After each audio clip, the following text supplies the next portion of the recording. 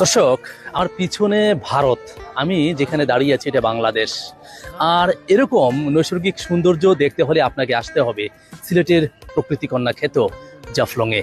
জাফলংয়ে আসলেই আপনি এরকম নৈসর্গিক সৌন্দর্যের অসাধারণ দৃশ্যগুলো উপভোগ করতে পারবেন।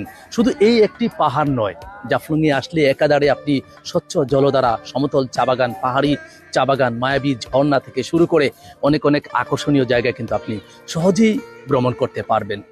অপরূপ সৌন্দর্যের রানী বলা হয় প্রকৃতিকন্যা জাফলংকে। সিলেটে যারা ভ্রমণে আসেন তাদের প্রথম পছন্দই থাকে এই প্রকৃতিকন্যা জাফলং।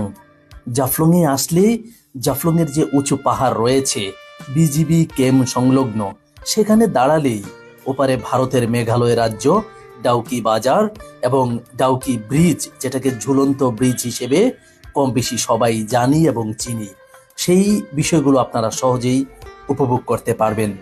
আর আরেকটি বিষয় হচ্ছে ভারত থেকে নেমে আসা স্বচ্ছ জলধারা, যেখানে আপনি চাইলেই অনায়াসে গোসল করতে পারবেন, ডুব দিতে পারবেন, সাঁতারও কাটতে পারবেন। সেক্ষেত্রে আপনার সাঁতার জানা আবশ্যক, সাঁতার জানতেই হবে। দর্শক, আসুন দেশ ভ্রমণ করুন, ঘুরুন, ফিরুন।